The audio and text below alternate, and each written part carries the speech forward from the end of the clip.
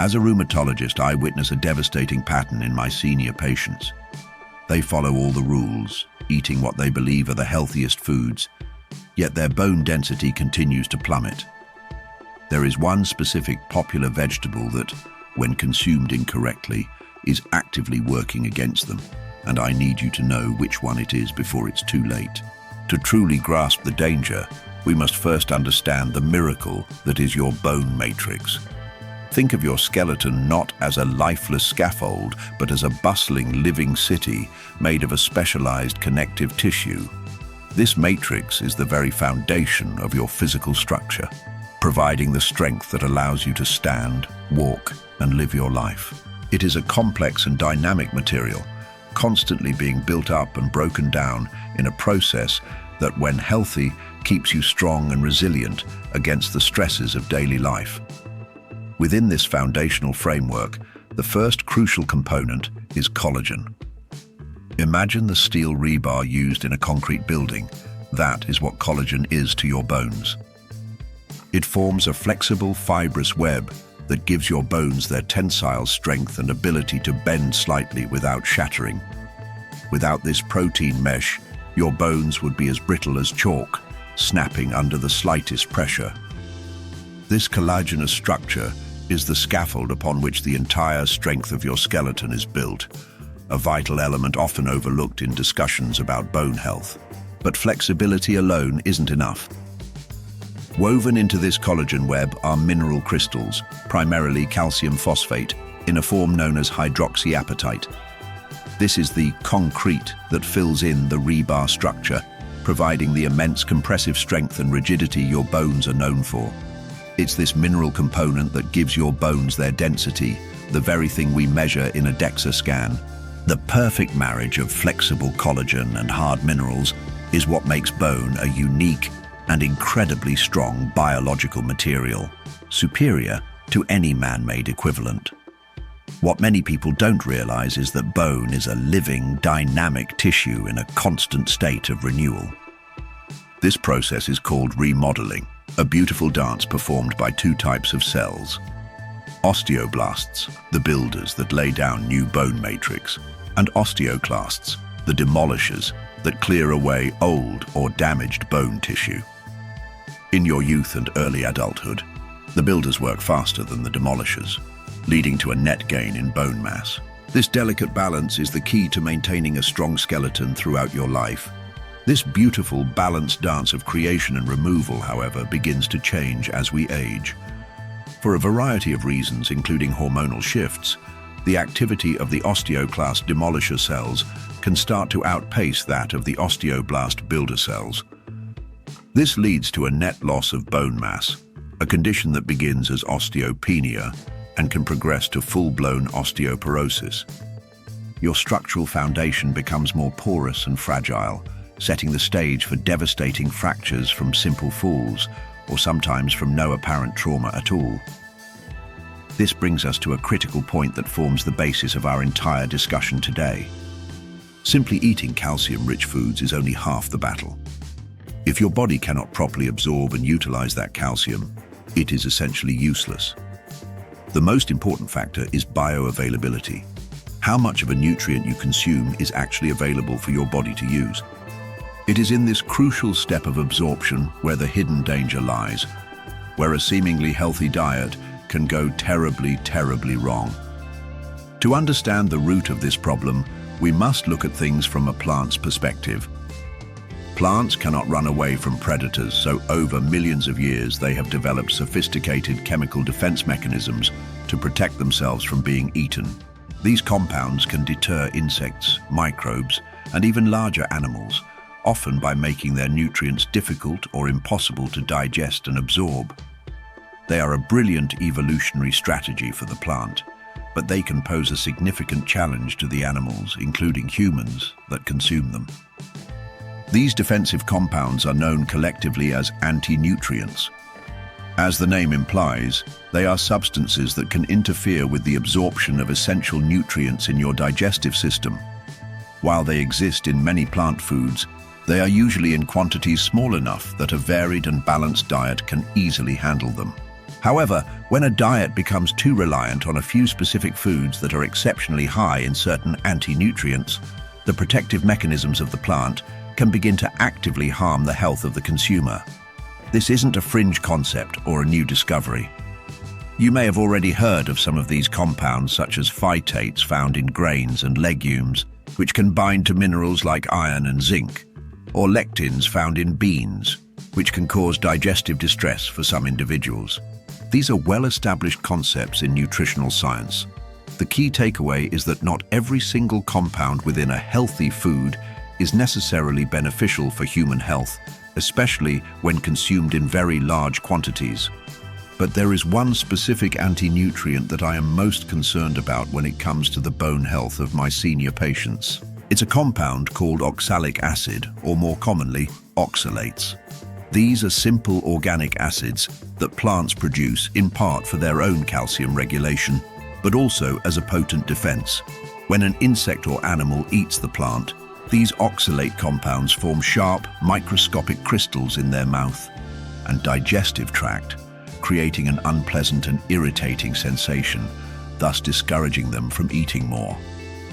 The primary danger of oxalates for human bone health lies in their unique chemical structure.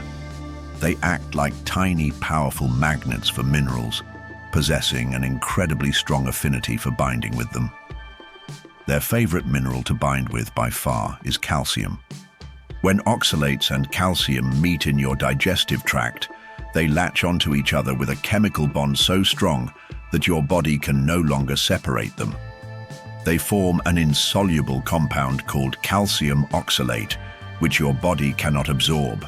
And tragically, some of the very vegetables we praise for their high vitamin and mineral content are, in fact, the most concentrated sources of these mineral-robbing compounds.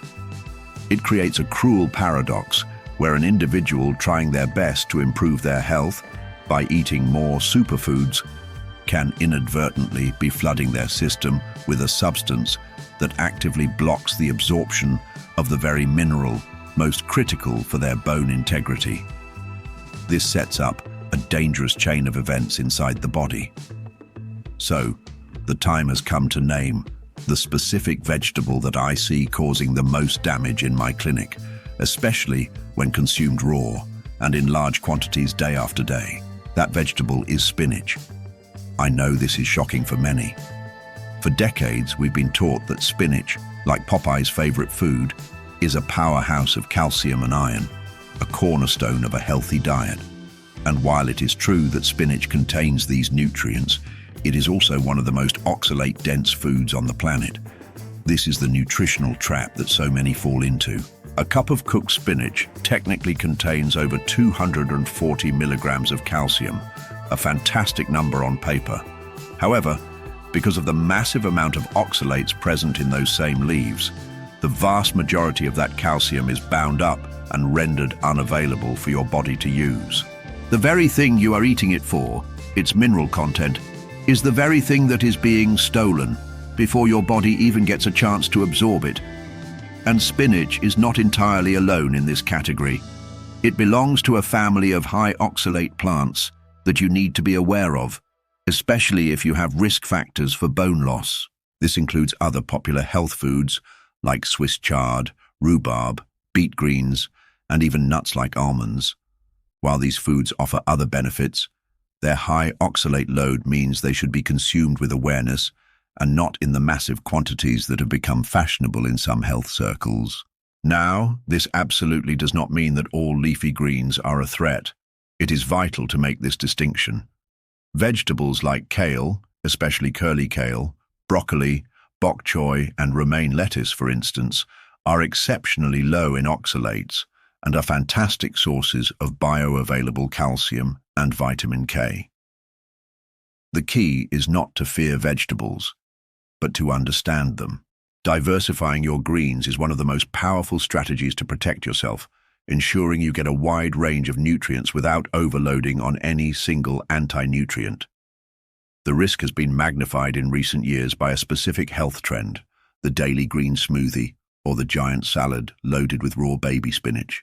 People pack blenders with multiple cups of raw spinach, believing they are creating an elixir of life.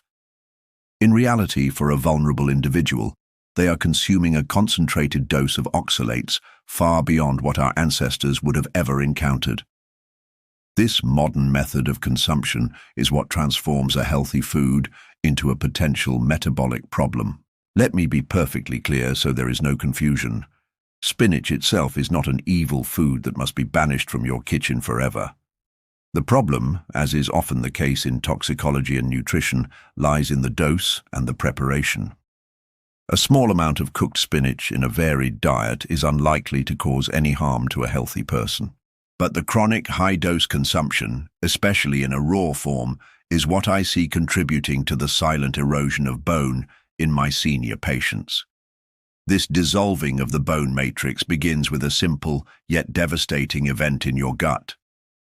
When you eat a high oxalate meal, like a large raw spinach salad, the oxalates immediately begin to bind with the calcium from that meal. They also bind with calcium from other foods you ate at the same time, for example, the cheese you might have sprinkled on top. This forms the insoluble calcium oxalate crystals directly in your intestine, effectively stealing the dietary calcium before it can pass through the intestinal wall into your bloodstream. The result is a dangerous cascade effect, because that dietary calcium has been locked away by the oxalates and will simply be excreted as waste. Your blood calcium levels do not rise as they should after a meal. For a brief period, your body is in a state of calcium deficit, but your body cannot and will not tolerate low blood calcium. It is a non-negotiable parameter that must be kept within a very tight range for your most critical biological functions to continue working properly. This is because calcium does far more than just build bones. Your body requires a constant supply of it in the blood for your heart to beat correctly, for your muscles to contract, and for your nerves to fire signals throughout your entire body. When the body senses that blood calcium levels are dipping, even slightly, because it wasn't supplied by your diet, it triggers an alarm. It knows it must get that calcium from somewhere else, and it will do so at any cost. There is only one place in the body that serves as a massive reservoir of calcium: your skeleton. When your blood calcium is low, your body releases a hormone called parathyroid hormone, PTH. This hormone signals the osteoclasts, the demolition cells we talked about earlier, to get to work. They travel to the surface of your bones and begin to release acids and enzymes that break down the bone matrix to liberate calcium and release it back into the bloodstream to restore balance. This is the mechanism. This is what I mean when I say this vegetable is dissolving your bone matrix. It's not the spinach itself that is a solvent. It is the chain of events it initiates. By blocking dietary calcium absorption, it forces your body to repeatedly make withdrawals from your bone bank. Over time, these constant small withdrawals add up. Your bones become more porous, weaker, and more brittle, as they are relentlessly sacrificed to maintain the moment-to-moment calcium needs of the blood. And the ultimate tragic consequence of this process is an increased risk of fracture. A weak, porous bone cannot withstand the same forces as a dense, healthy one.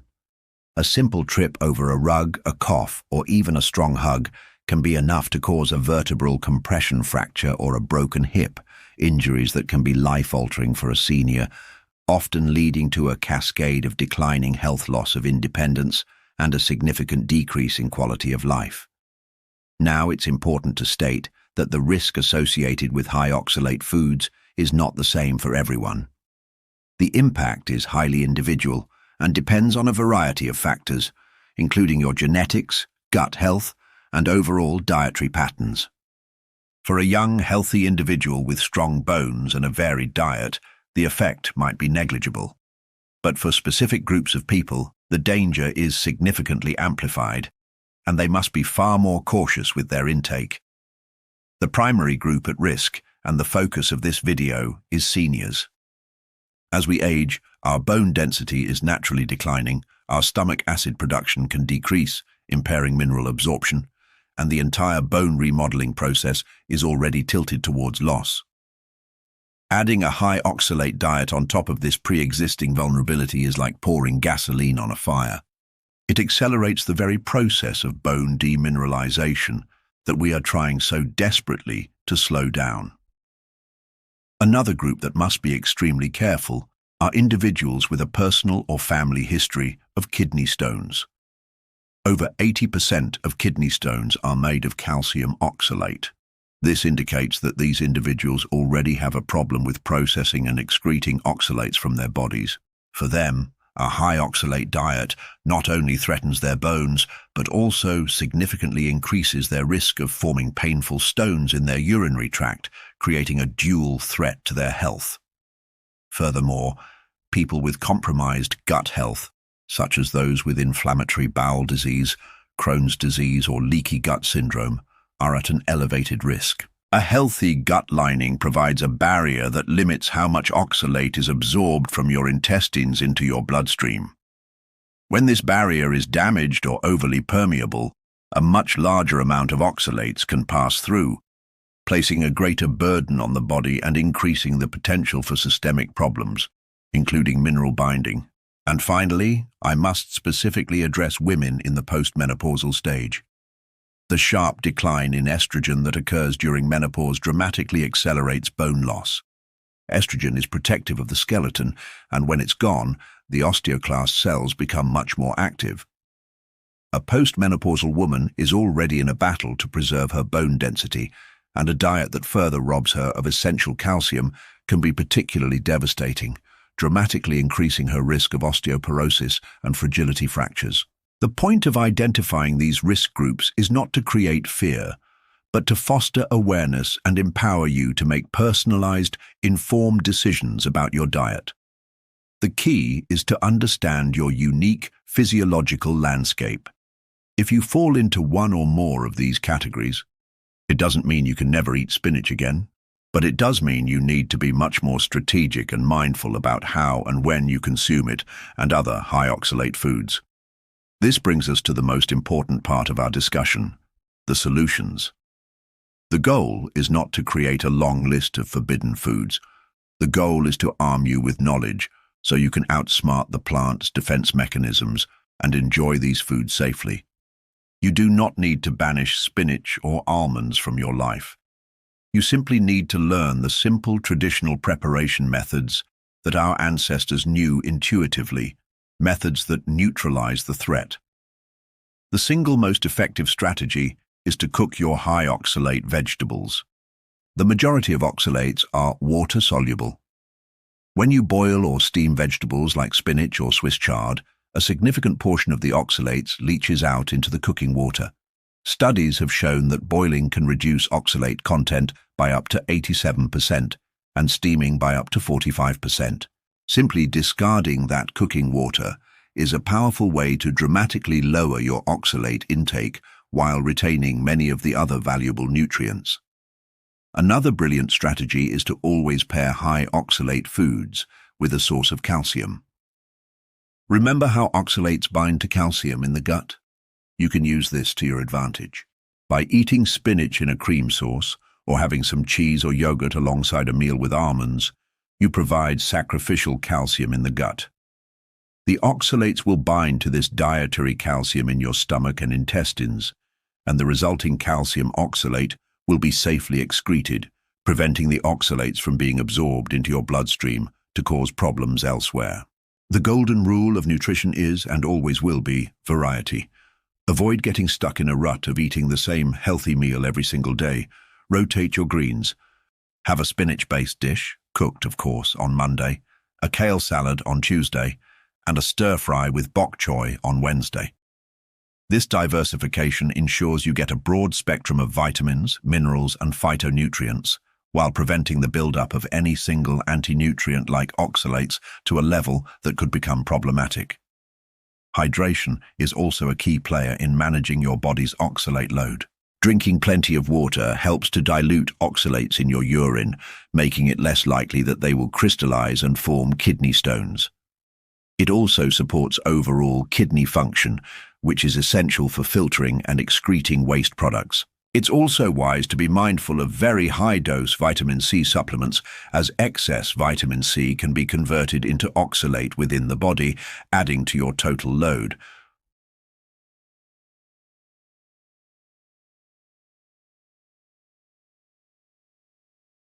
Understanding the science behind the food you eat allows you to neutralize potential threats and maximize nutritional benefits. It's not about food fear, it's about food intelligence. Moderation in quantity, wisdom in preparation, and diversity in choice are the pillars that will support a strong, healthy skeleton for decades to come.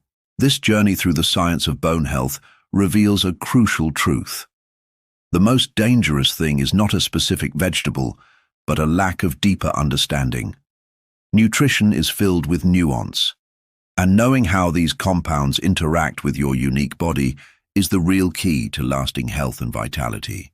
Now, I truly want to hear from you. Was this information a surprise? How do you typically prepare and eat spinach or other leafy greens? Share your experience in the comments below. I make a point to read them. If you value this kind of in-depth health information that goes beyond the headlines, please consider subscribing to the channel and ringing the notification bell. And while you wait for the next video, take a look at this one on the screen now about the 3 best supplements for strengthening bones after the age of 60.